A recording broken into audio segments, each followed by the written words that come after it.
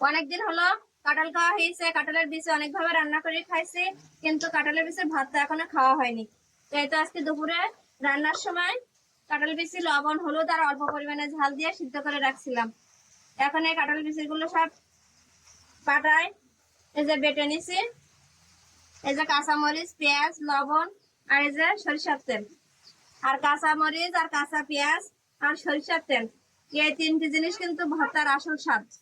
আমার কাছে কিন্তু কাঁচা মরিচ আর কাঁচা পেঁয়াজ দিয়ে ভর্তা করলে বেশি ভালো লাগে। এই তো লবণ আর কাঁচা ঝাল আমি ডলে নেব। ঝাল অল্প পরিমাণে দেব, যেহেতু আমার ছেলে মেয়েরা যদি খাইতে চায় তখন তো বেশি ঝাল হলে ওরা একটু খাইতে পারবে না। এই একটা রেখে দেবো আমার জন্য। এই তো আমি এখন দিয়ে দেবো বেশি পরিমাণে একটু সরিষার তেল। আমার কাছে ভর্তা করতে গেলে একটু সরিষার তেল বেশি না হলে আমার কাছে ভালো লাগে না। অনেকে শুকনো মরিচ ভেজে আর পেঁয়াজ ভেজে তারপর ভর্তা করে, দেখতে কালারটা অনেক সুন্দর হয়, কিন্তু আমার কাছে ওটা খুব বেশি ভালো লাগে না। আমি এইভাবে কাঁচা কাঁচা খেতে পছন্দ করি।